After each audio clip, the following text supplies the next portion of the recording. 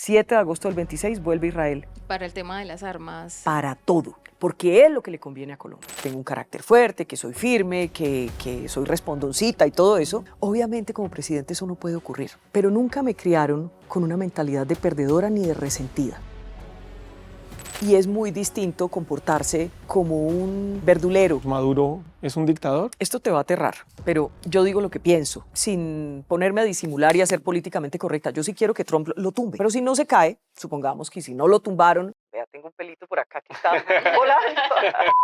Que yo no voy a hacer lo que está haciendo Mauricio Cárdenas, de decirles, voten por mí, inscríbanse aquí, ya quedan preseleccionados y yo les pago con un subsidio. Eso es una infamia y es un descaro. Eso es comprar el voto. Pero ¿cómo voy a cuidar un narco? Ay, si no tenía nada más que hacer en la vida y se fue y se montó en una lancha de cocaína y lo mataron porque bombardearon, es su responsabilidad. Si un día Gustavo Bolívar estuviera haciendo un guión, yo podría trabajar con Gustavo Bolívar. La pregunta que muchos se han hecho, ¿quién le está financiando? Nadie me mandó maletines de efectivo ni fajo. Yo nada de esa porquería haría jamás. Prefiero perder.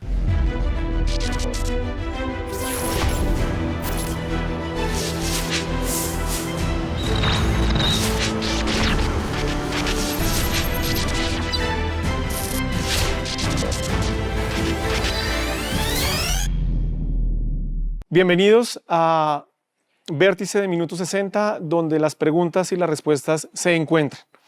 Seguimos aquí en nuestras conversaciones con las candidatas, candidatos presidenciales.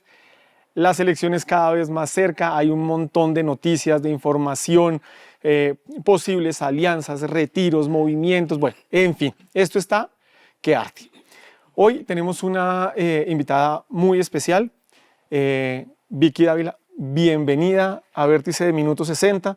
Gracias por aceptar la invitación y poder compartir este espacio con nosotros. Gracias a ti, gracias por la oportunidad. Aquí estoy, Muy lista. Nos acompañan Mauricio Beltrán, Catherine Vega, Andrés Marín, que es el editor general de Minuto 60, y nos acompaña Angélica Gómez, que es nuestra periodista económica. Muy bien. Bien, entonces vamos a arrancar. Usted hoy es una persona súper conocida. Sale en un montón de medios, la gente entra a Google y encuentra información, pero quisiéramos que nos compartiera 5 cosas que no es tan común que esa información aparezca, pero que son importantes para saber quién es Vicky Dávila. ¿Pero dice usted de cara a la campaña? No, Vicky. 5 cosas. Vicky como ser humano, como persona. Bueno, yo te podría decir, a ver, primero, que soy mamá gallina, es decir, sobreprotectora, recia, disciplinada con los hijos, pero amorosa y alcahueta, primero. Segundo, me gusta cantar en el baño, me gusta. Tercero, yo te podría decir que cuando no tengo quien me ayude, yo me peino con el secador yo misma, me maquillo siempre yo misma. Soy muy práctica en ese tipo de cosas, lo aprendí en la televisión, cuando trabajé en televisión tantos años. Me faltan 2 cosas. Soy absolutamente familiar, dependiente afectiva de mi familia, de mi mamá, de mis hijos, de mi esposo, de mis hermanos.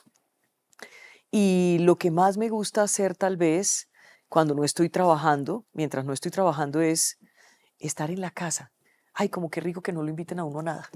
Y estar en el karaoke, esa soy yo. O sea, cantas en el baño y en karaoke. Sí, muy bien. Mucho. Muy bien.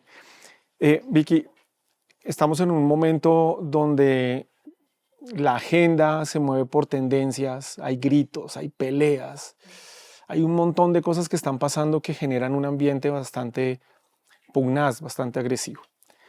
Si llega a la presidencia, ¿cómo gobernar en medio de eso y tratar de salirse para abrir otro espacio? Pero además de eso, ¿qué cree que hace falta en el diálogo nacional que debería abrirse en medio de esa gritería? Mire, yo creo que en medio de todo, no es lo mismo la campaña que un gobierno.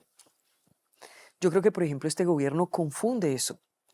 Siguió en campaña y cada vez está más radical y cada vez hace más cosas que generan odio, rabia y resentimiento. Si yo soy presidente de Colombia, yo que tengo un carácter fuerte, que soy firme, que soy respondoncita y todo eso. Obviamente como presidente eso no puede ocurrir. Hay que guardar la institucionalidad de la figura presidencial, respetar las instituciones, entender que el poder presidencial es tan grande y como yo lo he padecido.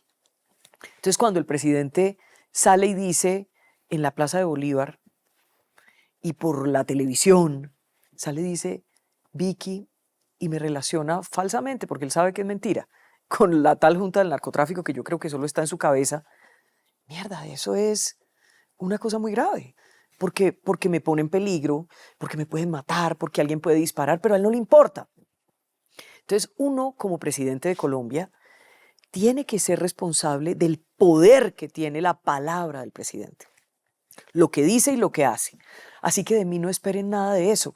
Y te lo digo también con la prensa. Yo he tenido disputas, confrontaciones, diferencias con algunos colegas, como cuando estaba ejerciendo como periodista.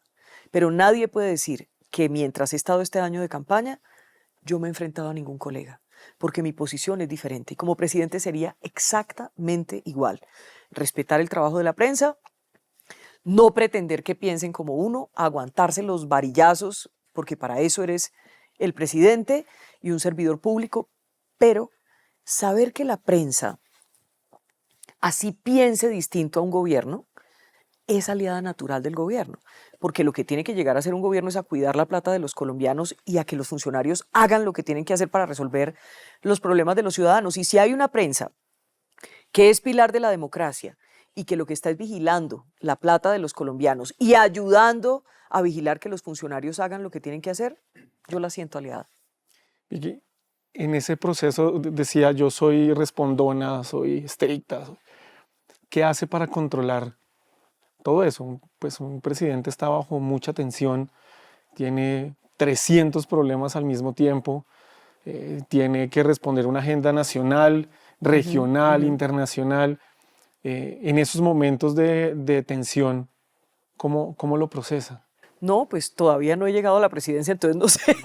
Pero te puedo decir que el día a estoy día. preparada en ese sentido de, por eso te explicaba toda esa pregunta anterior, el poder del presidente es tan grande que no puedes actuar de manera irresponsable con ese poder. Entonces, si yo soy presidente de Colombia, voy a darle la dignidad a la presidencia que la presidencia requiere y que los colombianos se merecen, a dar buen ejemplo. Yo me preocuparía todos los días de esos 4 años por dar buen ejemplo. Okay. En todo el sentido de la palabra. Okay. Porque una cosa es la firmeza, otra cosa es hacer lo que toca, otra cosa es tener, digamos, determinación y es muy distinto comportarse como un verdulero, como un personaje en campaña. Es distinto. Ahora estamos en campaña y entonces todo es campaña. El que no se debería portar así es el presidente y se porta así. Vicky, la verdad, usted como periodista lo entiende, pues es una búsqueda permanente, ¿cierto? Sí. Uno trata de encontrar la mayor cantidad de información para poderle contar a la gente, mire, esto es lo que está pasando y lo que está detrás de los hechos. Pero la política es diferente, ¿cierto? En la política pero muchas no veces... debería haber una distancia. No, de acuerdo. Solo déjame hacerte una acotación. No debería haber una distancia entre hacer política y decir la verdad, entre hacer política y encontrar la verdad, entre hacer política y contar la verdad. Es como una falsedad en la percepción que hay sobre la política. De acuerdo, pero también ha sido como, pues tradicionalmente ese divorcio ha estado. Pero ¿cierto? no debería existir. No debería, pero es el que ha estado y es el que ha siempre generado les la estamos relación con la reclamando política. a los ¿Sí? gobernantes, digan la verdad, no nos mientan, Claro. digan lo que toca, no importa cuánto cueste. Y yo sí tengo esa formación de periodista en el ejercicio de la política y eso a veces causa como un poquito de incomodidad, porque, ay, pero es que ella no entiende que no está ejerciendo. No. Yo lo que no entiendo es que un político no diga la verdad. Eso es diferente.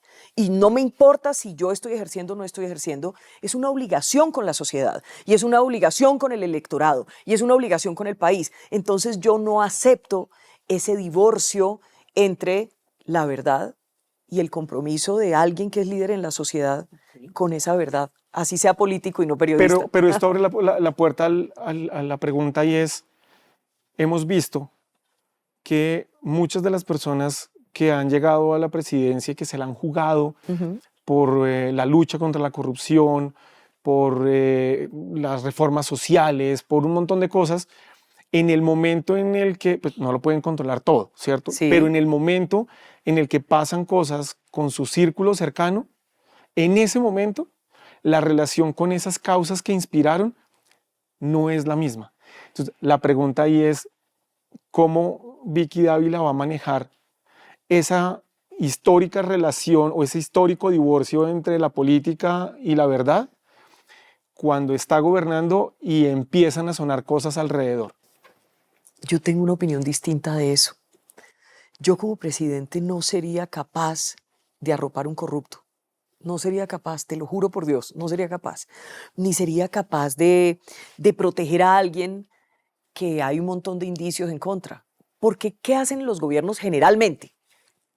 Ejercí el periodismo ininterrumpidamente 33 años. Entonces, uno denunciaba a un funcionario, a un ministro, a un general, y el presidente lo arropaba, lo ponía en un cargo mejor, había negación, así en unos meses saliera, porque esa era como la táctica. En este gobierno no, en este gobierno los ascienden, porque este gobierno es un gobierno corrupto que decidió gobernar con la corrupción, que viene enquistada hace décadas, por supuesto, no se la inventó este gobierno, pero el manejo que le da este gobierno es todavía más descarado que el que pudiéramos haber visto en otros gobiernos.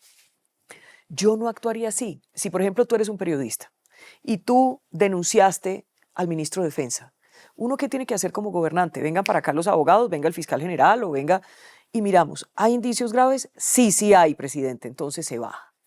Y se va a defender a la calle. Porque lo que hacen generalmente los funcionarios es que utilizan el poder del gobierno para defenderse, para que no les pase nada, para que la justicia no los toque. La impunidad en Colombia es muy grande. Es que nosotros no podemos olvidar que tenemos, por ejemplo, a Ernesto Samper, que lo eligió el Cártel de Cali. Eso yo no me lo estoy inventando. Y no le pasó a él nada. No respondió por nada. Absolutamente nada. Y hoy está en una campaña. Está trabajando para elegir presidente. Odebrecht, y yo solo estoy poniendo unos ejemplos. Odebrecht, la plata entró, la fiscalía lo dijo, la de Néstor Humberto Martínez, la del anterior fiscal Barbosa, la plata entró a la reelección de Juan Manuel Santos y Juan Manuel Santos no ha respondido por nada. Y eso se quedó así y se queda así. Este gobierno llegó de una manera corrupta, no lo estoy diciendo yo, lo dijo el hijo del presidente, con su propia voz. ¿Y va a pasar algo? Seguro no va a pasar nada. Entonces nosotros tenemos que entender que si no exigimos como sociedad esa verdad, si no exigimos como sociedad justicia, no vamos a llegar a ninguna parte. A ninguna parte. Entonces yo actuaría diferente. Muy bien. Vamos a arrancar la conversación con el equipo periodístico de Minuto 60. Por favor. Entonces, Angélica, arrancamos contigo. Perfecto. Vicky, usted propone aumentar la deuda pública o enajenar activos de la nación para pagar las deudas del sistema de salud. ¿Qué va a pasar cuando volvamos a tener déficit o si se encuentra que luego de pagar esas deudas había facturas dobles, servicios a fallecidos y demás, en un estado que además necesita hacer un recorte porque es vulnerable fiscalmente? Nosotros vamos a hacer el recorte. Si somos gobierno, lo vamos a hacer. A este gobierno le están diciendo la banca multilateral y los expertos, los exministros de Hacienda, que por favor hagan ese recorte y no lo quiere hacer porque necesita plata para poder comprar las elecciones del 26. Esa es la verdad. Entonces, partamos de un concepto que hay que tener claro cuando hablamos del sistema de salud y de las soluciones. Lo primero es entender que el sistema no era perfecto, pero tenía un alto grado de satisfacción para los usuarios. ¿Había corrupción? Sí, siempre ha habido. Tanto es así que a muchos señalados de robarse el sistema de salud, a los cuales no les alcanza la justicia, no les toca la justicia, le seguimos diciendo ministro, embajador, candidato, candidata. Esa es la impunidad que hay en el sistema. Y había también, además de esa corrupción, un hueco que iba creciendo, pero los gobiernos lo iban fondeando. Entonces mantenían como un cierto equilibrio y no colapsaba el sistema. Lo cual quiere decir que sí se requiere y sí se requería una reforma, pero no esta que el gobierno ha propuesto. Entonces, ¿qué vamos a hacer nosotros y qué estamos proponiendo? Tú hablas puntualmente de la deuda. Entonces, lo primero que hay que hacer es reconocer la deuda, pero no vamos a reconocer toda la deuda. Hay que hacer una auditoría forense que permita saber qué es corrupción, qué es sobrecosto, qué es mentira y qué es verdad. ¿Sí? Cuando sepamos exactamente cuál es la deuda, entonces vamos a ver, lo hacemos, hay que pagarla. Es que no podemos decir, no pagamos, porque es la salud y la vida de los colombianos. Hoy está en riesgo. Hoy está en riesgo la salud y la vida de millones de colombianos. Entonces nosotros decimos, lo podemos pagar con títulos, con una subasta inversa, con la venta de un bien del Estado, o el mismo exministro de Hacienda, José Manuel Restrepo, ha dicho, pues hagamos un ahorro en administración programado en 10 años, 15 años, y vamos a pagar esa deuda. Pero usted en su pregunta tiene algo muy importante y es, ¿cómo hacemos para no volver a lo mismo? Supongamos que se pagó. ¿Cómo no volvemos a lo mismo? Entendiendo que el sistema es finito, no es infinito. No tenemos el presupuesto de Suiza. Entonces, la UPC la tiene que fijar una comisión independiente del gobierno e independiente de los interesados como empresarios. Y esa UPC tiene que tener suficiencia, pero tiene que ser finita, no puede ser infinita. Y vamos a tener una política farmacéutica muy seria con compras centralizadas.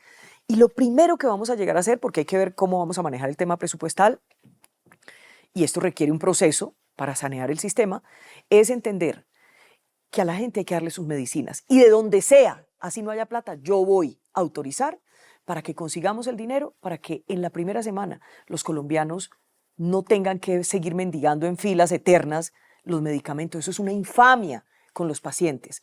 Hay cardíacos, hay pacientes con tensión alta, pacientes diabéticos. Mire, un paciente diabético no se toma la pastilla hoy y se puede morir. Un paciente hepático, un paciente renal. Aquí no les ha importado un carajo lo que está pasando con los pacientes y no nos dicen las cifras reales. ¿Cuántos están muriendo? ¿Cuántos están en riesgo de muerte? Entonces nosotros sí vamos a solucionar ese problema la primera semana de gobierno y van a tener sus medicamentos los pacientes y se acaban las filas. Y lo último que te quiero decir sobre eso es que queremos un sistema mixto de aseguramiento, donde las mejores EPS se queden. Hay que dejarlas, pero las peores se van, quedan liquidadas. Este gobierno las intervino para manejar la plata, billones, para comprar las elecciones. Por eso empeoró la tensión, por eso no solucionaron los problemas, que fue lo que prometieron cuando intervinieron. Y por último, el Estado tiene que ser leal con sus obligaciones, tiene que fijar las reglas y tiene que vigilar. Aquí nos rasgamos las vestiduras, es que este es ladrón, es que este se la robó, es que este se sigue robando la plata de la salud. ¿Y por qué no cuidas, Estado? ¿Qué pasa con la superintendencia? ¿Qué pasa con la fiscalía? ¿Qué pasa con el ministerio? Vamos a cuidar la plata de la salud de los colombianos. Angélica, tiene contrapregunta. Sí, ¿qué podemos vender? Porque Isagen lo vendimos para construir las vías 4G que estamos utilizando en este momento. Ecopetrol se podría vender una parte que fue la Sí. propuesta de 2016, Sí. pero con el precio que tiene ahora, tal vez no nos alcanza para tapar el hueco de la salud. ¿Qué vendemos? Podemos hacer muchas cosas, podemos utilizar todas las alternativas que yo te he dicho. Vender un pedacito aquí, hacer el tema de la subasta inversa, que puede ser muy interesante. La subasta inversa, lo que hace la gente es que presenta sus cuentas al menor costo posible y puede recuperar gran parte de su plata o una parte de su plata. Entonces, estamos trabajando en eso y lo vamos a hacer. Créame que lo vamos a hacer. Lo tenemos que hacer porque no podemos decirles a los colombianos, ay, qué pena, no pagamos la deuda y el sistema se va al fondo. Y entonces, ¿quién responde por los pacientes? ¿Quién responde por los enfermos? Ecopetrol es una gran alternativa. Vicky, Venezuela es un tema muy importante para Colombia. Sin duda. Entonces, Maduro es un dictador. Obvio, ¿Cómo relacionarse? no hay duda. Y le agrego algo, un narcodictador. ¿Cómo relacionarse como presidenta de Colombia con un país tan importante para nosotros que tiene en la cabeza, nos guste o no, a una persona como Maduro? ¿Cómo manejaría usted esa relación? Mire, esto te va a aterrar, pero yo digo lo que pienso, sin ponerme a disimular y a ser políticamente correcta. Yo sí quiero que Trump lo tumbe. Yo sí quiero, y creo que eso tiene que pasar. Que los buques de Trump, las fuerzas de Trump lo tumben, bien sea con la ayuda de los de adentro, bien sea porque lo que sea, que bajen ese gobierno. Le voy a decir por qué. Porque quienes siguen diciendo, ay, ¿el diálogo con quién? ¿Con un delincuente, con un criminal que tiene oprimidos al pueblo venezolano, que tiene robándose toda la plata, que tiene presos políticos? Por favor, ya intentaron el diálogo, ya intentaron las elecciones, se las robó. Por supuesto, no es confiable, es el jefe del cartel de los soles, su cabeza tiene precio en los Estados Unidos, está siendo buscado por narcotráfico, ¿qué más quieren? Entonces, ojalá lo tumben. Eso es lo primero. Pero si no se cae, supongamos que si no lo tumbaron, vea, tengo un pelito por acá que está volando. Si eso pasara y se queda, que yo no creo que se vaya a quedar, pero supongamos que llegamos al 7 de agosto del 26 y Maduro está en el poder. Yo nunca podría reconocer a Maduro, ni ser aliada de Maduro. La zona binacional se acaba el 7 de agosto del 26, porque nosotros no podemos permitir que un criminal de lesa humanidad tenga las narices metidas aquí en nuestro territorio, que esté en riesgo nuestra soberanía y que nuestras Fuerzas Armadas le tengan que rendir pleitesía al narco. Por supuesto que no. Entonces eso se acaba. Pero yo jamás cerraría la frontera. Jamás dañaría los negocios. Más bien, trataría de llevar seguridad a la frontera que está infestada de crimen de todo tipo, desde trata de personas hasta narcotráfico, toda clase de delincuencia hay allí. Y cuidar la frontera y mantener eso así, y eso sí, yo sería una facilitadora para que todo lo que haya que hacer para que ese hombre se caiga, lo hago como presidente de Colombia. Ok.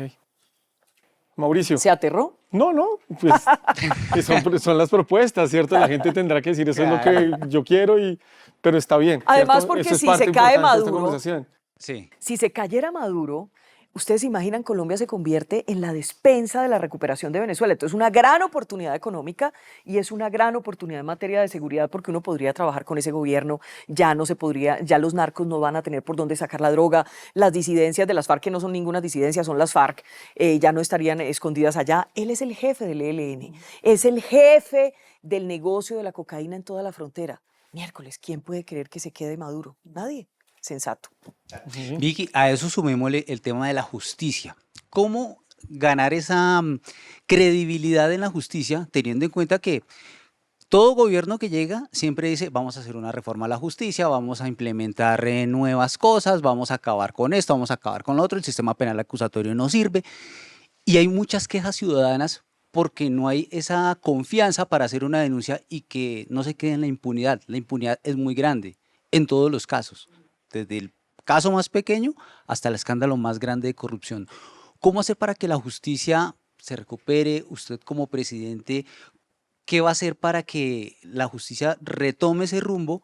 Y también, ¿cómo hacer el sistema para elegir fiscal? Pues ya a usted le tocaría nuevamente con una terna, pero ¿cree que se debería cambiar esa figura de elección de fiscal y no sea, como todos dicen, un fiscal de bolsillo? Mire, esa pregunta tiene de todo. Entonces, trato de no extenderme, pero trato de responderle todo.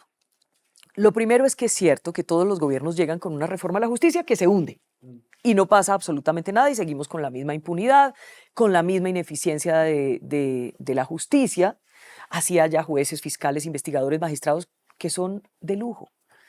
Pero es el sistema que no funciona perfectamente porque si no la impunidad no llegaría en muchos delitos al 98%.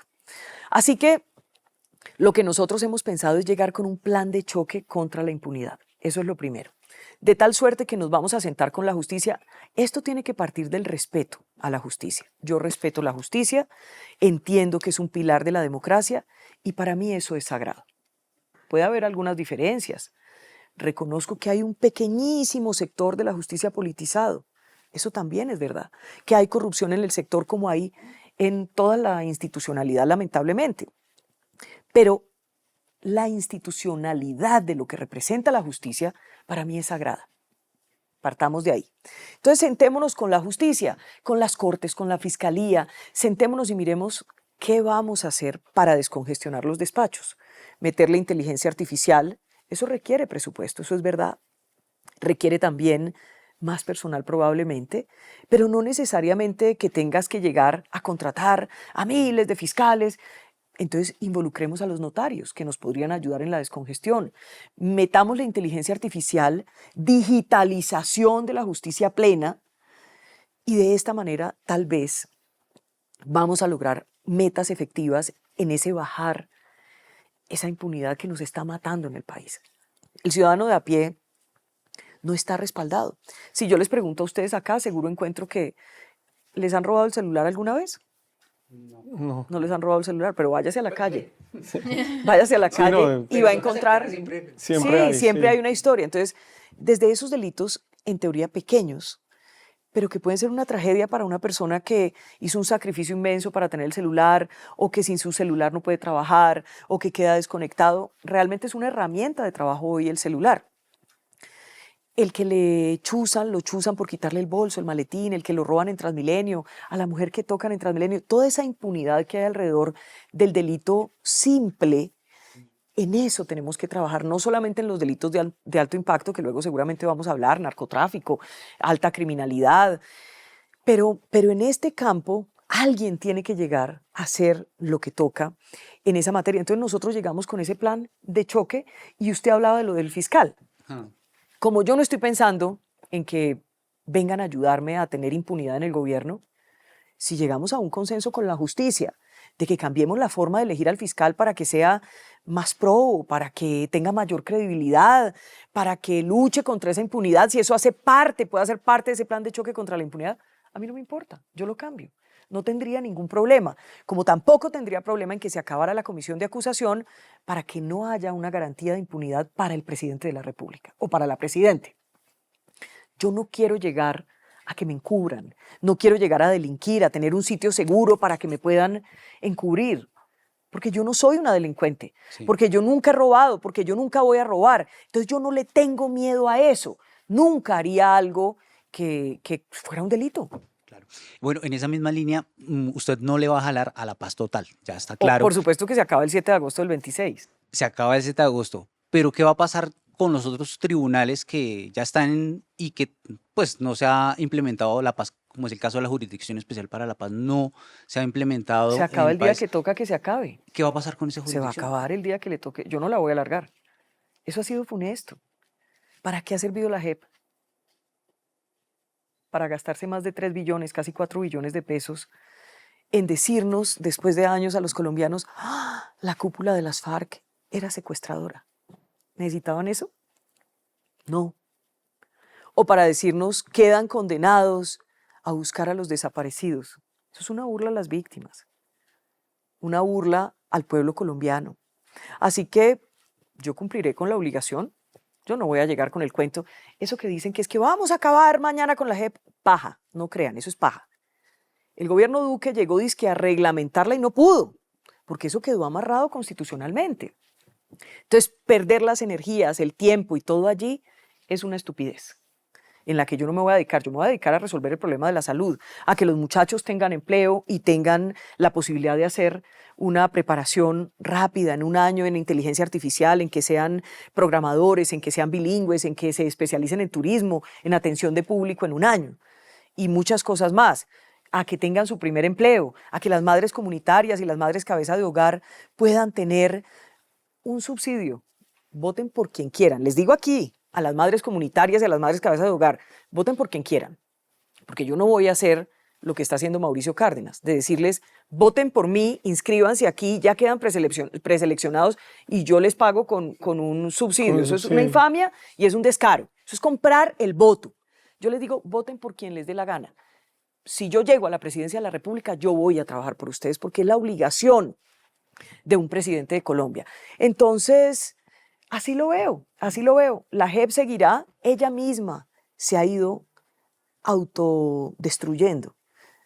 Va a tener un final lánguido, porque al final se ha tomado mucho tiempo para decirnos lo que todos los colombianos sabemos. Vicky, pero ¿cómo trabajaría con las víctimas? ¿Qué pasaría en esa relación con ellos? Yo quiero ser una presidenta aliada de las víctimas, porque los presidentes que ha habido, como Santos y como Petro, fueron aliados de los victimarios, han sido aliados de los victimarios, les han dado beneficios a los narcos, por eso Petro está en la lista Clinton.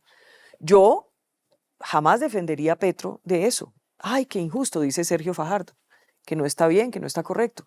Yo ahí discrepo del candidato Sergio Fajardo, porque yo sí creo que está muy claro lo que ha pasado con Petro.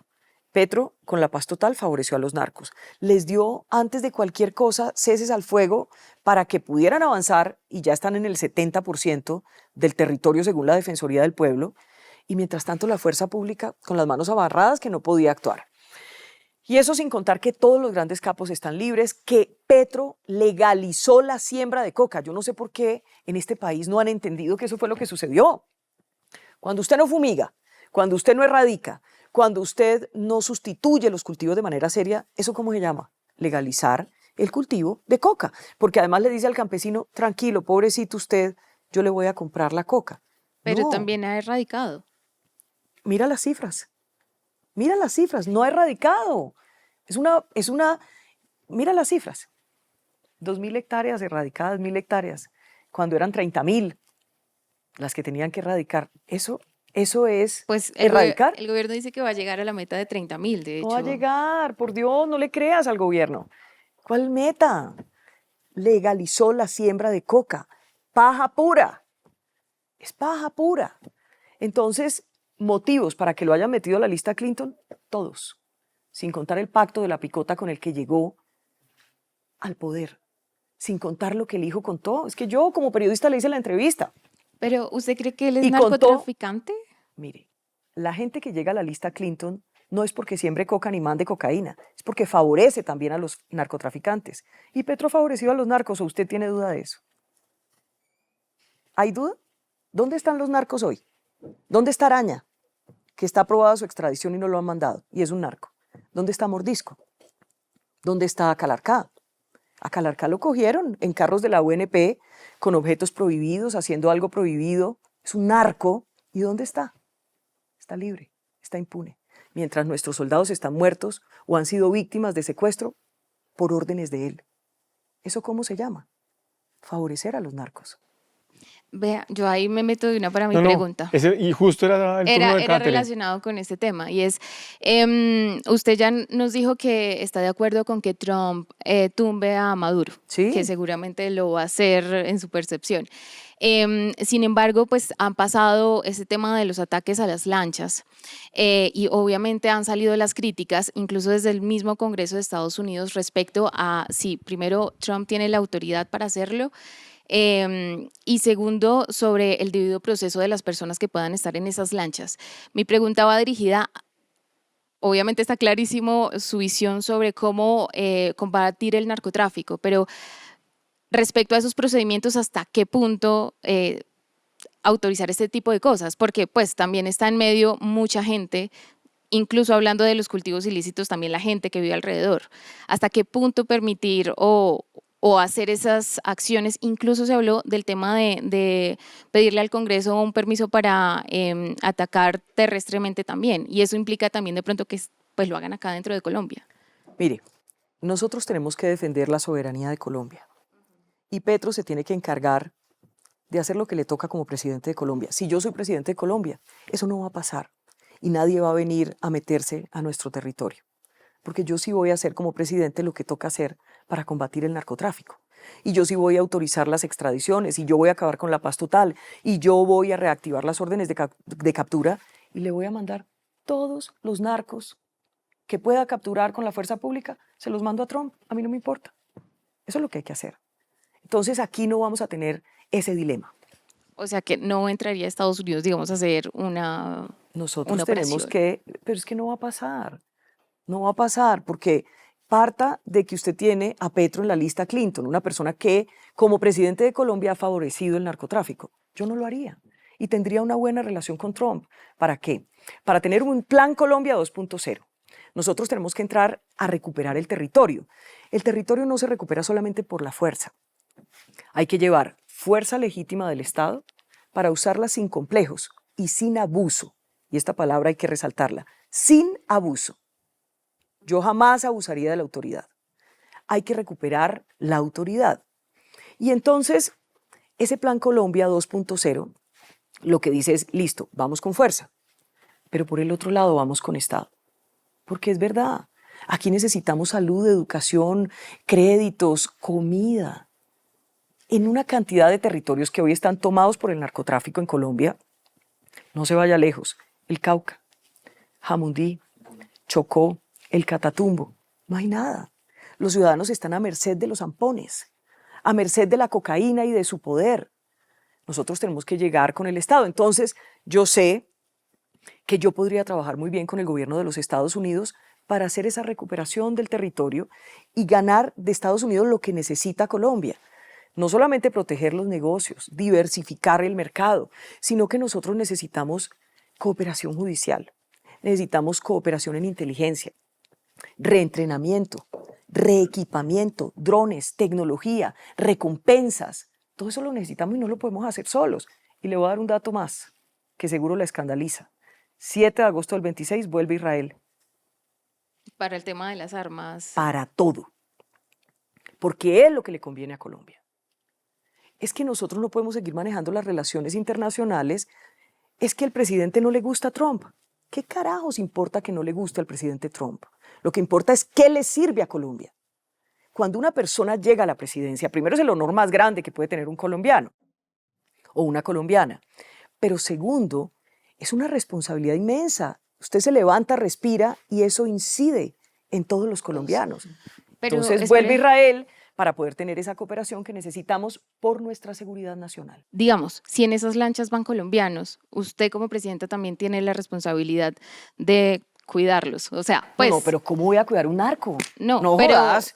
¿Cómo voy a cuidar un narco? No, pero hasta mira, este cuando momento... perdóname un segundo, solo una cosita. En este Una momento cosita. no hay ninguna prueba de Es que tú sean me estás narcos. diciendo, pero por favor, si llevan cocaína. Pero no, o sea, es que precisamente... El que él se está- monta una lancha con cocaína, sale del país por el océano y lo coge el señor Trump con sus buques, es su problema, no problema del gobierno colombiano. Y si es la única opción que tenía para sacar adelante a su familia, No esa puede plata que le iban a justificar el pagar. narcotráfico, por No, pero Dios. igual el punto ahí, digamos, es que igual no hay pruebas. ¿Cómo? Por eso están No, sí hay pruebas, criticando que... Sí hay pruebas, sí hay pruebas. No puede justificar el narcotráfico, porque entonces, ¿cómo vamos a combatir la delincuencia? Ay, es que era narco porque no tenía plata. Podemos llegar a eso. ¿Sabes qué muestra eso? Te voy a decir una cosa que a mí me preocupa en la campaña, y me preocuparía mucho y me importaría mucho si soy presidente de Colombia. Yo soy mamá. ¿Tú eres mamá? No. No. Si un día eres mamá, vas a entender lo que yo te voy a decir. Si no, pregúntale a tu mamá lo que yo te voy a decir hoy. Y es, cuando uno es mamá, entiende perfectamente lo que significa el buen ejemplo. Primero, para los hijos, ¿verdad? Uno siempre está preocupado por ese buen ejemplo, por la educación, por la familia, por los valores, por recuperar eso. Aquí nos cambiaron los valores. El narco tiene que pagar. El narco tiene que ser extraditado. El que decide delinquir es dueño de su propio destino. Es dueño de su propio destino. Por eso yo digo, recuperemos el territorio y llevemos Estado y llevemos fuerza legítima del Estado. Pero lo que no puede ser es que, ay, si no tenía nada más que hacer en la vida y se fue y se montó en una lancha de cocaína y lo mataron porque bombardearon, es su responsabilidad. Pues ahí tenemos también un papel de Estado que ayude a dar oportunidades para que no Por se llegue a supuesto. eso. Por eso Vamos- es que yo hablo de esa recuperación del Estado desde las dos aristas. Claro. Pero si tú tomas la decisión hoy tú de meterte una cocaína en la barriga y de irte para China y allá te condenan a muerte, ¿quién tiene la culpa? ¿China o tú? Tú, porque tomaste la decisión de hacerlo. Vamos con Andrés. Fernando, permítame, me regreso un tanto a la pregunta que hizo Mauricio. Ajá. Usted dejó planteada la idea de la figuración de los notarios en el cuerpo judicial. No me queda claro cómo llegaría a mezclar eso más cuando los Mira. notarios, que son los guardas de la fe pública, están como tan relacionados con el ámbito político, incluso van a quedar en sus manos a la hora de seleccionarlos. No, es que hay una posibilidad que hemos estado hablando con el cuerpo de notarios y es que ellos se puedan ocupar de algunos delitos menores que no congestionen los despachos. Es diferente. No es que se van a encargar del caso de la UNGRD, por supuesto que no, sino de pequeños delitos que congestionan los despachos. Por ejemplo, nosotros tenemos que ver qué vamos a hacer con el tema de las demandas por alimentos. Hay que hacer algo porque eso no hay justicia en ese caso, la impunidad es altísima. Esos hombres que han sido demandados generalmente no responden, pero congestionan los despachos. Entonces, mirar, por ejemplo, qué hacer con ese tipo de tipificaciones penales que congestionan los despachos, generan mucha impunidad y que de pronto podemos, a través de los notarios, mirar cómo podemos resolver y descongestionar y resolver. Porque la impunidad también se da porque no alcanzan los fiscales a, a tomar las decisiones, no alcanzan a estudiar los expedientes. Ok. Vicky, me regreso a la ducha A ver. y al karaoke. Ajá. En distintos frentes he escuchado históricamente que Vicky Dávila estaba muy destinada a convertirse en una figura musical similar al producto que creó el país con Marvel. ¿Eso qué tanto de asidero tiene o si fue un mito? Mire, yo el primer trabajo que tuve en la vida fue ese, cantar. Y la primera vez que fui a la televisión fue a cantar a los 12 años con J. Mario Valencia. Y la primera vez que canté en público tenía 9 años en la plaza de Bugalagrande. Entonces, con eso ayudaba en la casa y ganaba platica. Como a los 18 años, que ya empecé a estudiar periodismo y todo eso, y a trabajar en televisión en el canal regional, miércoles ya me empezó a costar un poquito como cobrar por cantar. Era raro, porque yo trabajaba ya en la televisión en Cali. Sin embargo, pues me ayudó mucho eso. Grabé un long play que ahora están de moda otra vez los vinilos. larga duración, sí. En su momento, luego grabé una cosa con Elenita Vargas. Y cuando hicieron el casting para Marvel, yo fui. Sí, yo fui. Pero pues nada, yo ahí ya era reportera, ya vivía aquí en Bogotá. Y nada, pues obviamente a mí no me habrían podido escoger para eso. Marvel es fantástica como artista. Y bueno, ocurrió lo que tenía que ocurrir. Yo nunca realmente pensé en ser cantante. Era un oficio que yo tenía como la persona que está en la universidad y trabaja de noche en un restaurante. Pues eso era lo que yo hacía. Cantaba, rifaba serenatas, bueno, una cantidad de cosas ahí para poder ganar una plata. Pero nunca pensé en ser cantante y es mi hobby y me gusta cantar y nunca me he separado de eso y mi familia es muy musical, mis hijos cantan, mi esposo toca acordeón, él es médico, pero toca acordeón, toca muy bien. Tengo un hermano músico que sí se dedicó a eso, es jazzista, saxofonista, no vive en Colombia. Y tengo entre mis primos, tocan tiple, guitarra, bandola, entonces sí, eso hace parte como de la historia de la familia. Muy bien. Vicky, nosotros tenemos un espacio donde mostramos unas fotos y la idea de esas fotos es poder saber si usted trabajaría con esa persona, usted la denunciaría o la evitaría. A ver, pues. ¿Trabajaría, denunciaría o evitaría? ¿Trabajaría, denunciaría o evitaría? Hágale pues. Vamos con la primera. Hassan Azar. Trabajaría, sí, sin problema. Todo quedó en un rifirrafe mediático. Mire, ¿sabe una cosa? Yo no tengo nada personal contra Hassan. Ese fue un momento, una reacción de la cual me arrepiento un poco. Entiendo por qué pasó, porque en la mitad estuvieron los hijos y el esposo. Pero no, yo por Hassan no tengo nada en contra y al contrario, como que cariño. Le pediría que se peluqueara. Sí, no, Aunque ahora por tiene Hassan, pelo más yo corto. trabajé con él en la FM En la y todo. FM estuvieron, Fue un sí. muy mal momento que no se puede volver a repetir, pero con Hassan trabajaría sin problema. Segunda persona, A ver, Gustavo Bolívar. Gustavo Bolívar, le voy a decir, Gustavo Bolívar y yo pues pensamos completamente distinto, pero yo le reconozco a Gustavo Bolívar, no tiene escándalos de corrupción, le reconozco su lealtad, aunque yo no esté de acuerdo con la persona con la que él es leal, y reconozco que él no es un mal ser humano. tiene sus convicciones políticas que no comparto. Entonces, la primera era, ¿cómo eran las tres? ¿Trabajaría, No evitaría trabajaría. o denunciaría? No evitaría, porque no, no, digamos, si somos gobierno, pues es claro que él no vendría a trabajar acá, ni yo lo llamaría para trabajar. ¿No le reprocha Pero, sus por afectos ejemplo, con la primera línea? Pero no, por eso, tenemos diferencias, Pero yo le reconozco, yo no creo que Gustavo Bolívar sea una mala persona. Tiene sus ideas que para mí, pues no estoy de acuerdo, ¿sí?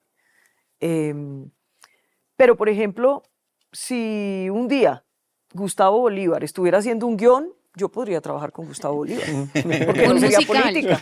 Musical. Sí, sí, yo podría hacer una serie, un documental con Gustavo Bolívar. Muy bien. Vamos con la tercera persona. Y me pareció muy valiente de su parte ser capaz de dar la batalla que dio internamente contra la corrupción. Lo que hizo fue importante, eso de pronto no tiene como mucha rentabilidad en la política, porque en la política es, tú eres corrupto, pero vas ganando, miércoles, venga para acá. Venga para acá. Entonces, él tuvo ese valor y yo se lo reconozco. Claudia López. No trabajaría. Si la tengo que denunciar, pues la denuncio. ¿Qué hacemos? ¿Y cuál es la otra? Evitarla. Y no la evitaría. Yo le reconozco a Claudia que es una persona preparada, que ha trabajado. Yo le reconozco las cosas. Tiene una forma de ser compleja y simplemente no somos compatibles. Yo como periodista, cuando la tuve que denunciar, la denuncié con el equipo de Semana y ella por eso en parte me odia. Pero no importa. Yo lo que no le acepto es que sea petrista, porque Claudia es Petro y puede llegar a ser peor que Petro. ¿Cómo le parece? Entonces, nada. Muy bien. Nada con Claudia. Cuarta persona. A ver, Paloma Valencia. Paloma es una persona muy estudiosa. Yo la he visto en los debates, es juiciosa. Ojalá llegue un día a ser presidente de Colombia. Sí trabajaría, claro que trabajaría. Bueno, bien. La última, yo me acuerdo que cuando uno era chiquito y veía que estaban preparando el desayuno y rompían un huevito y salían 2 yemas, uno se ponía feliz. Entonces en la siguiente A ver. foto nos aparecen 2 yemas. ¿Qué Ajá. haría con ellos? Mire, Jerónimo es el hijo del presidente Álvaro Uribe. Yo creo que han sido unos muchachos trabajadores, respetuosos. Yo la verdad le tengo cariño a Jerónimo y a Tomás. Realmente nunca, si se decidieran a hacer política, a hacerse contar y todo eso, pero mira que no lo han hecho hasta ahora. Entonces, nada, Jerónimo, cariño, Tomás, cariño, como el presidente Uribe y doña Lina. Y Abelardo. Abelardo. Abelardo. Él habla mucho de amistad cuando le preguntan por usted. No, yo conocí a Abelardo hace muchos años, eso es verdad. También es verdad que hemos estado en el karaoke, eso es verdad, años atrás. Una cosa es, y además trabajaba en RCN, cuando yo lo conocí era porque trabajaba en RCN, pero una cosa es un proyecto político de la presidencia y otra cosa es una relación personal por el trabajo. Además, él fue abogado de mucha gente que yo como periodista quería entrevistar, por ejemplo. Entonces, eso sería innegable. Yo no podría negar que conozco a Abelardo. Pero no trabajaría. ¿Y eso no le parece un guiño? ¿Qué? ¿No le parece un guiño? El que esté al lado del hijo del presidente. No sé, tomarse o lo- fotos es, pues, muy fácil, ¿no? No, digamos que no me meto en eso. Vicky, Yo- perdón, su silencio con respecto a Abelardo, la repetición de su nombre, me parece muy elocuente. Pareciera que no quiere decir algo. No es que no en quiera decir, particular. lo que yo iba a decir de Abelardo ya lo dije. Y yo me sostengo en lo que he dicho, yo no cambio de un día para otro, no cambio. Eso de no cambiar es muy difícil en la política y entonces ya que estamos hablando de eso, meto mi pregunta y es, em, Recientemente Juan Carlos Pinzón recibió el aval de Oxígeno. La política es cambiante, usted más que nadie lo sabe como periodista, y van a seguir avanzando las elecciones, seguramente van a tenerse que hacer alianzas para seguir en la contienda. Si en dado caso el próximo año el expresidente Uribe tiene la iniciativa de se elige el candidato del Centro Democrático, está Juan Carlos Pinzón, que parece que tuviera un guiño ya del expresidente hace rato, y bueno, usted está también en esa zona y les dice, vamos, hagamos una consulta. ¿Usted se uniría a la consulta teniendo en cuenta que si llegara a ganar incluso Abelardo de la Espriella en esa colada, tendría que apoyar la candidatura de una persona como esas? O sea, si se da el escenario y la invitación es del expresidente Uribe para que se una con, por ejemplo, Abelardo de la Espriella, ¿cómo haría? Mire, es algo que yo tengo que pensar muy bien, ¿sí? Porque hay que ver cuáles son las reglas de la consulta. Ir a competir no tiene problema, porque si uno va solo y otro candidato va solo, pues va a tener que competir, no te estás aliando. Entonces, hay que ver cuáles son las reglas de la consulta. Hoy no han dicho cuáles son las reglas de la consulta. Las reglas de la consulta pueden ser que compitan y que gane el mejor, o que el que gane, entonces el segundo es el vicepresidente, o que los otros serán los ministros. Eso uno no sabe cómo sean las reglas, va a depender de cómo sean las reglas. Y ahí voy a tomar la decisión. Yo no he tomado esa decisión. Y es evidente que la consulta que convoque el expresidente Álvaro Uribe, si logra hacer digamos, la alianza con el Partido Liberal y toda esta cosa, y es interpartidista, va a ser una consulta muy importante. Y entonces va a haber que tomar una decisión. Si uno está allí, simplemente compite, o si eso representa una alianza o un compromiso hacia adelante con quien pueda ganar. Eso no lo sé todavía. Vamos con Angélica. Voy a fusionar dos preguntas porque hay algo que me llamó la atención de lo que dijo usted. Usted viene de abajo, lo ha dicho muchas veces y es una de sus formas de identificarse con el pueblo colombiano. Pero cuando fue directora de medios, su salario, en un reflejo de lo que es la sociedad colombiana, equivalía a lo de varios de los periodistas de los medios en los que trabajaba. Y al mismo tiempo está proponiendo llegar con un Estado, que es algo que proponen todos los políticos, a las zonas marginadas y demás. ¿Cuál es su estrategia para atacar la desigualdad del país y llevar el Estado a donde lo necesita, si tiene que recortar el gasto e implementar la reforma al Sistema General de Participaciones y la Ley de Competencias? Bueno, eso tiene varias partes esa pregunta. Y quiero empezar por preguntarte, ¿qué malo tiene que me pagaran bien por mi talento? ¿Por qué está mal? Yo no estoy diciendo que esté mal, Pero le es que estoy hace diciendo la es un comparación. reflejo de la sociedad. Hay gente que Pero, gana mucho más bueno, cuando sea presidente, pero la usted sociedad también es va a ganar así. más que otras Bueno, personas. pero perdóname, y seguro tú ganas más que otros que ganan menos. ¿O no? ¿Sí o no? Seguramente, sí, pero Pero sí o no. Tú Pero si ganas usted- más que muchos otros si usted reporteros. viene de ganarse más, ¿cómo va No pasa a nada. defender Mientras uno la- no robe, uno se puede ganar lícitamente lo que se gane. Porque uno vale por el talento y por el trabajo y por la disciplina. Entonces, no es, a mi juicio, adecuado esa comparación. Shakira gana mucho más que lo que yo ganaba. Y yo ganaba más que otras personas. Y siempre va a haber quien gane más que uno y quien gane menos. Hay quienes ganan más que tú y hay quienes ganan menos que tú. Esa es la realidad del mercado.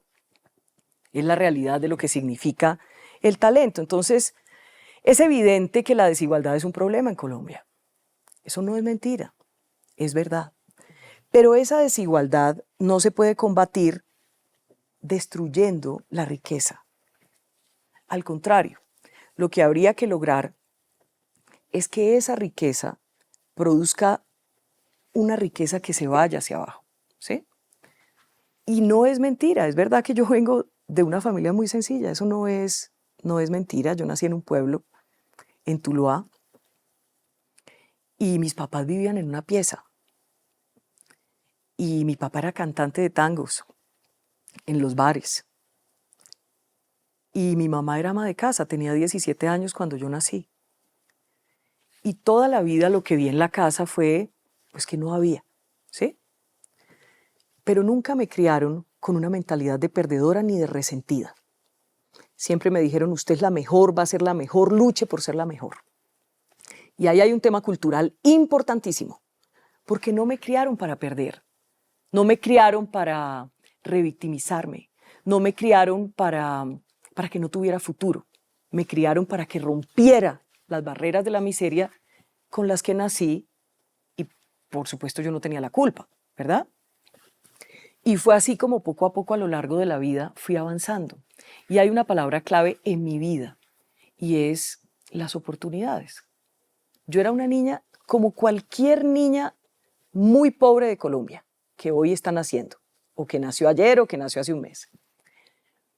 Pero empezaron a llegar las oportunidades y por eso para mí, pensando en un gobierno, es muy importante el tema de llegar con oportunidades, no con regalos, como está haciendo este gobierno, esclavizando a la gente para que sea toda su vida pobre, no con miseria y limosna, sino si a ti te quieren ayudar de verdad un Estado, ese Estado primero garantiza que no pases hambre, que tengas comida. Segundo, ese Estado, cuando estás en la edad, te garantiza que puedas estudiar. Y ese Estado te tiene que garantizar que te puedas emplear. Colombia necesita muchos puestos de trabajo. Ahí es donde está el secreto de acabar o de trabajar en la desigualdad. No es regalándole a este ni generándole a este odio, metiéndole rabia en la cabeza para que odie al que tiene. Yo no odio a los que tienen más que yo. Yo no odio a los ricos. Les agradezco porque gracias a ellos que me dieron oportunidades de ir a trabajar en medios de comunicación, por mi talento y mi disciplina, yo estoy donde estoy. Si esos ricos no hubieran existido, yo no hubiera tenido las oportunidades. Entonces yo sí veo eso de una manera diferente. Por ejemplo, los bancos que ganen plata, perfecto, pero entonces demos las discusiones que hay que dar, acabemos con la tasa de usura, busquemos una forma en que las tasas de interés sean más bajas para que, a través de unas garantías del Estado, ese crédito irradie a la parte más débil económicamente de la sociedad. Vamos con Mauricio. Vicky, usted ha sido una de las primeras que arrancó campaña desde hace tiempo, ya ha Uy, recorrido yo el ya país. llevo un año. Ya Un año un en año. ¿Cuántos municipios no ha un año. recorrido? Y uno la ve muy activa en redes sociales, en Facebook, en Instagram. Hasta este momento, ¿cuánto dinero ha invertido? ¿Cuánto ha sido esa inversión en campaña? Y la pregunta que muchos se han hecho, ¿quién le está financiando? Mire, el monto exacto yo les diría, llamen a Sandra Suárez, que es la gerente, para no irles a dar una imprecisión. Las campañas son caras, eso es una realidad, y si yo fuera presidente de Colombia, yo sí buscaría una manera de hacer una reforma política que garantice que haya igualdad en materia de gastos en las campañas, porque no hay, no existe. Y hay muchas formas. Nosotros tenemos una cuenta nacional. Si hay algo por lo cual me preocupé tan pronto inicié este camino, es que yo nunca vaya a tener un problema financiero con el tema de la campaña, porque me ha tocado como periodista cubrir muchos de esos temas, muchos escándalos de esa clase.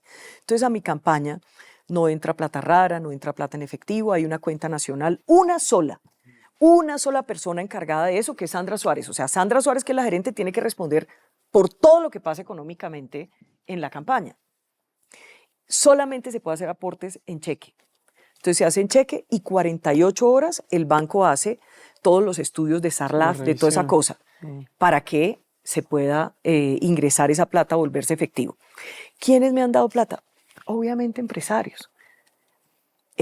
Todo se puede mostrar. No hay nadie que se tenga que esconder. No hay nadie que me haya mandado, como contó Nicolás Petro, plata en efectivo a la campaña de su papá. Nadie me mandó maletines de efectivo, ni fajo. Yo nada de esa porquería haría jamás. Prefiero perder. Entonces, es evidente, y no creas, no ha sido tan fácil tampoco la recolección del dinero, porque los empresarios quieren que haya un solo candidato, porque No hay encuestas que también lo midan. porque la vida de las encuestas también complicó todo. Bueno, no ha sido tampoco tan fácil. Ahora mismo hay restricciones. Uno tiene que mirar un viaje a una ciudad es costoso. Yo tengo un problema de seguridad muy grande. 5 días después de que le dispararon a Miguel, es verdad, el director de la policía vino a mi casa a decirme que me iban a matar ya. Entonces, hubo un refuerzo de la seguridad, no ha sido fácil. Para movilizarme tengo que, pues es caro, es costoso. Entonces, sí hay restricciones y siempre van a poder mirar todas las cuentas en cuentas claras. No le he recibido a un bandido, no le he recibido a una persona dudosa. Vas a encontrar ahí gente buena, decente, empresarios. Cuando la active, ¿no? Que está desactivada la ¿Ah? web de Cuentas Claras, no está funcionando Bueno, todavía. no sé, pero cuando la activen, ahí van a poder ver. Y lo otro que te digo es que sí me preocuparía como presidente porque esas cosas no pasen, porque lo que sí estamos viendo es algunas campañas que tienen plata hasta para votar palo alto, como dicen en el pueblo. ¿Quién está detrás de esas campañas? ¿Quién las financia? ¿Quién las financia para hacer un evento? Miren, yo no he hecho ningún evento que yo tenga que pagar yo. Me han invitado a algunas cosas, pero un evento con 15.000 personas, miércoles, con figuras, artistas, ¿quién paga eso? Sí, eso vale un billete. Eso es muchísimo dinero, es muchísimo dinero. Y el dinero que han invertido en redes sociales. Algunos, lo que yo he invertido en pauta en redes sociales está ahí, porque es que uno lo pauta en Meta y ahí está, tú no lo puedes ocultar. Pero quienes están pautando por detrás, a través de terceros que no les pueden seguir la pista y que no son 100 millones ni 200 millones, sino que son 10.000 millones, 5.000 millones, un día se va a saber, un día se va a saber. Andrés. Vicky, en ese instante que a usted se le mete en la cabeza la idea de convertirse en presidenta de la República, cambia el chip del periodismo, siente que se enfrenta a un dilema en el que quizás crea que traiciona principios del periodismo como la independencia y el equilibrio. Nunca los voy a traicionar. Yo ahora no estoy ejerciendo, pero nunca voy a pasar la línea roja o las líneas rojas que no debo pasar. No me voy a unir a mafiosos, no me voy a unir a corruptos, no voy a hacer nada que sea incorrecto solo por ganar.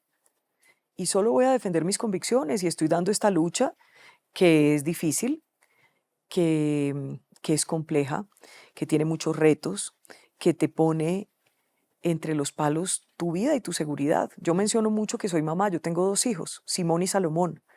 Mis hijos me necesitan. Yo no me puedo morir todavía. Ellos me necesitan. Entonces, yo no siento que haya cometido ningún pecado. Claro, pero es que saltar del periodismo No pasa nada. tan sagrado a la política Y la que es medicina tan no es sagrada. reprochada. La medicina no Por es sagrada supuesto, y pero hay médicos en la política. periodismo y política. Pero a ver, ¿qué era Pacho Santos? Periodista. Y fue a ser vicepresidente. Cometió un pecado, un delito por eso. ¿No? Le sirvió a Colombia. Y punto. Tú puedes pensar que fue bueno, regular, malo, lo que quieras. Tú tendrás tu opinión. Le sirvió a Colombia. Yo no vine aquí a enriquecerme, no estoy haciendo nada malo, estoy sirviéndole al país con un sacrificio inmenso. Eso es algo para mí valorable. Yo no estoy haciéndole mal a nadie. No me estoy uniendo a una banda criminal, no estoy uniéndome al narcotráfico, no estoy recibiendo plata rara. Estoy sirviéndole a Colombia. Y si le puedo servir a Colombia, aquí estoy, como la primera mujer presidente, no por ser mujer, por ser capaz, por venir a resolver los problemas de los colombianos, por venir a dar ejemplo desde la presidencia, por venir a cuidar la plata de los colombianos. Eso es malo. Eso no es malo. Yo no estoy cometiendo un delito. Estoy siendo ciudadana en una democracia donde nadie dijo que un periodista no deja de ser ciudadano. Nadie dijo que un médico deja de ser ciudadano. Tú eres ciudadano. Y eso no es pecado. Es una garantía de la democracia. Muy bien. Vicky, hace un rato hablaba de la inteligencia artificial. ¿No se han cumplido los 60 minutos, Hola? Sí, ya casi, pero nos quedan 2 cosas. A ver. La primera es que la inteligencia artificial le tiene una pregunta. A ver. Vamos a ver qué dice la inteligencia. Bueno. Vicky, algunos la han criticado porque consideran que podría ser más una activista política que una periodista imparcial. ¿Puede decirles que Semana no ha sido utilizada como una plataforma para favorecer a ciertos sectores políticos durante su dirección? Piensen lo que quieran, pero yo les voy a decir, lo que hicimos en la redacción, muchos periodistas no lo han hecho. Y de pronto algunos periodistas han sido cómplices de esto, porque ayudaron a elegir a este presidente y a este gobierno corrupto. Yo, en la redacción de Semana, denuncié los Petrovideos. ¿Estuvo mal? Advertir 10 días antes de la segunda vuelta lo que se venía, donde hablaban del pacto de la picota, donde hablaban de las visitas a los extraditables, donde hablaban de cómo quemar de manera sucia a sus contendores. Estuvo bien, y lo hice bien, y lo hicimos bien. Luego vino la denuncia de Day Vázquez. Yo la busqué, no, ella me buscó. Me buscó para denunciar a su marido, que era el hijo del presidente, que hoy está en juicio por lavado de activos y enriquecimiento ilícito. Gracias a la valentía de Day Vázquez, que tiene un principio de oportunidad, que fue capaz de decir yo también hice parte de eso, entregó las pruebas y yo como periodista y el equipo periodístico de Semana hizo las cosas que tenía que hacer, denunció. ¿Estuvo mal eso? No, no estuvo mal, estuvo correcto. Cuando denunciamos el escándalo de la niñera y Laura Sarabia, los audios de Benedetti, los audios de Aida Merlano, ¿estuvo mal? No, no estuvo mal. Entonces yo no tengo complejo alguno en mi trabajo como reportera. Yo hice mi trabajo como reportera, eso sí, yo no soy una aguada, yo tengo mis posiciones y las tenía como directora de Semana. Y Semana tenía una línea editorial respetable. ¿Quién dijo que lo único respetable es ser de izquierda? ¿Quién dijo que lo único respetable es estar de acuerdo con Petro? Perfecto, yo respeto el que esté de acuerdo con Petro. Yo no estoy de acuerdo y lo dije en su momento.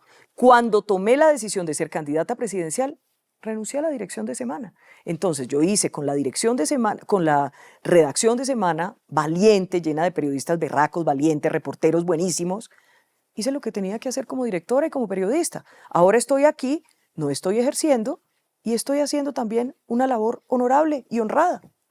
Vicky, eso nos da pie para nuestra última pregunta.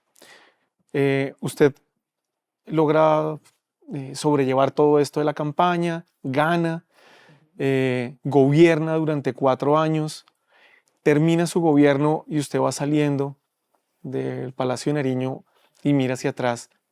¿Usted cómo quiere ser recordada? Como un gobierno decente. Un gobierno decente que llegó a dar ejemplo, a resolver los problemas de los colombianos y que nunca abusó ni de la autoridad, ni de la fuerza, ni de la ley, que nunca usó. Así quisiera. Y que yo pueda salir, si Dios quiere, si los colombianos lo deciden, de un gobierno de 4 años mirando a mis hijos a los ojos. Que se sientan orgullosos de su mamá como hasta hoy. Pues Vicky, muchísimas gracias por haber aceptado la invitación de Minuto 60 para estar aquí en Vértice. Los mejores deseos en Gracias. Camino que todavía le falta por recorrer, que se vuelve cada vez más difícil. Y aquí pues estaremos siempre atentos y abiertos para poder conversar con usted y poder compartir, ¿cierto? Y divulgar las cosas que usted está pensando. Pues te agradezco muchísimo. A ustedes también les agradezco por sus preguntas, por sus inquietudes, por poder conversar y que sea lo mejor para Colombia. Yo no tengo como una intención personal de ser presidente por mí. Yo he logrado, gracias a Dios, muchas cosas en mi vida profesional. Así que yo no tengo complejos de, es que quiero ser presidente porque Vicky tiene que ser presidente. Yo quiero ser presidente de Colombia porque les quiero servir a los colombianos con mis manos limpias, con mi vida honorable, con mi trayectoria transparente y hacer de Colombia un país mejor para todos, hasta para los que no piensen como yo.